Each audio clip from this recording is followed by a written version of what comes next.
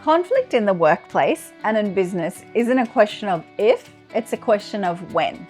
And in my conflict resilience workshops, we talk about the steps you can take to prepare your team for the inevitable conflict that comes up from time to time.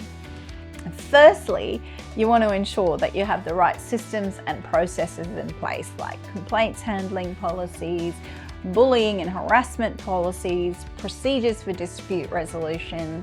Secondly, you want to ensure that your staff, particularly your leadership, have training and skills in emotional intelligence, handling difficult conversations, and managing their own emotions and reactions to tricky situations.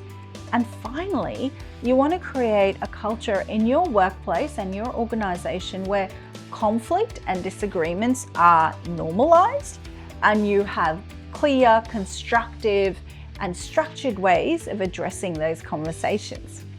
The failure of organizations to address conflict effectively and to prepare for it can result, and I have seen this in my role as a mediator, it can result in enormous costs.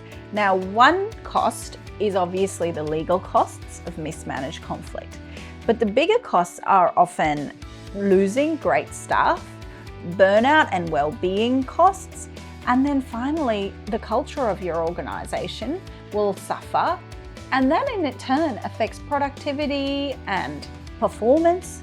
So at the end of the day, what we are talking about in our conflict resilience workshops is how we prepare teams for those difficult conversations so they don't just survive through conflict, but they actually thrive as well.